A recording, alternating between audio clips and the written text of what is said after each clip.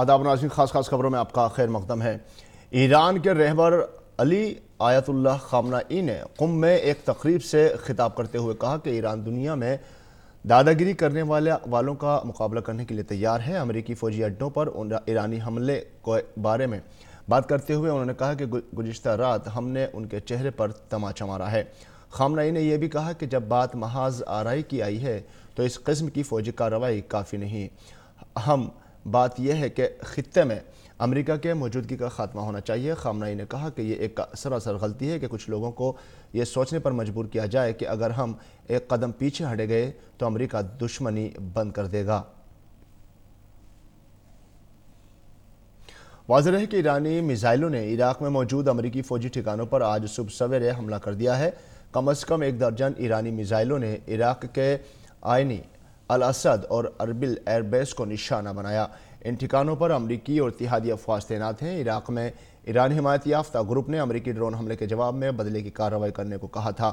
اس دوران پینٹاگن نے ٹویٹ کر کے بتایا کہ وہ اس حملے کے ابتدائی نقصان کا جائزہ لے رہا ہے۔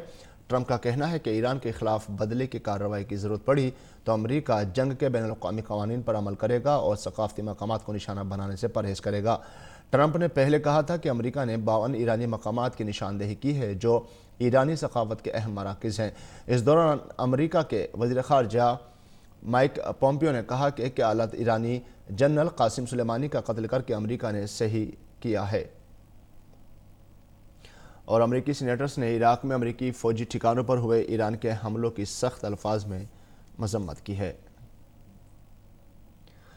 امریکی صدر ڈونالڈ ٹرمپ نے ٹویٹ کر کے کہا کہ الزویل عراق میں واقع 2 فوجی ٹھکانوں پر ایران نے میزائل داغے ہیں۔ حملے کے نقصان اور ہلاکت کا اندازہ لگایا جا رہا ہے۔ ہمارے پاس دنیا کی سب سے طاقتور اور مسلح افواج ہے۔ اس معاملے میں اب میں کل صبح بیان دوں گا۔ اس دوران امریکی محکمہ ہوابازی یعنی FAA نے کہا ہے کہ اس نے امریکہ میں رجسٹرڈ طیارے کے عراق، ایران اور خلیج کے اوپر سے گزرنے پر پابندی لگا دی ہے۔ یہ قدم عراق میں امریکی فوجیوں پر راکٹ حملوں کے بعد اٹھایا گیا۔ FAA نے ایک بیان میں کہا کہ وہ مغربی ایشیا میں واقعات پر نزدیکی سے نظر بنائے رکھے گا۔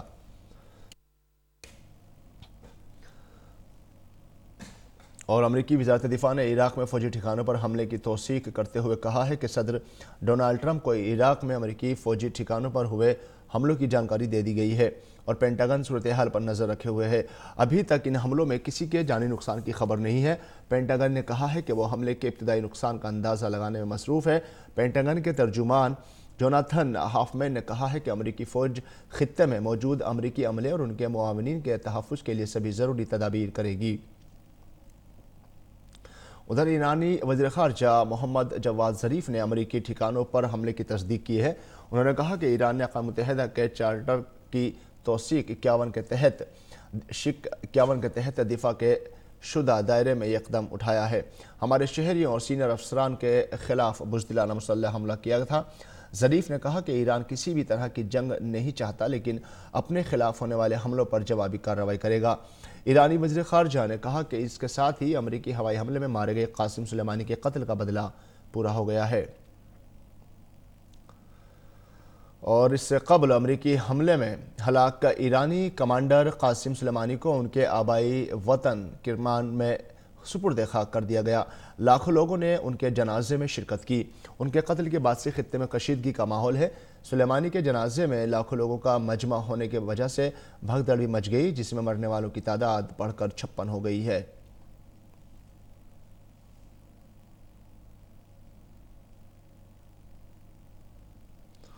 ایران کے جنوبی مغربی علاقے بشیر میں جوہری توانائی کے پلانٹ کے قریب زلزلے کے جھٹکے محسوس کیے گئے ہیں۔ زلزلے کی شدت 4.9 تھی۔ ابتدائی تفصیلات کے مطابق زلزلے سے کوئی جانی نقصان نہیں ہوا ہے۔ یاد رہے کہ گزشتہ ہفتے ایران کے مغربی علاقے اور افغانستان کی سرحد پر زلزلہ آیا تھا۔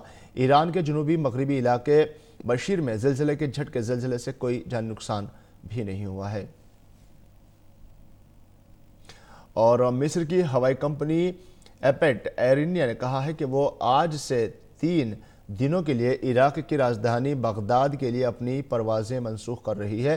ایسا عراق میں سیکورٹی کی غیر مستحکم صورتحال کے پیش نظر کیا گیا ہے۔ جمعے تک جاری رہنے والی یہ منسوخی مسافروں اور طیاروں کے تحفظ کے پیش نظر کی گئی ہے۔ اور ناظرین خاص خبروں میں فی الحال اتنا ہی. ہماری پوری ٹیم کو دیجیے اجازت. آداب.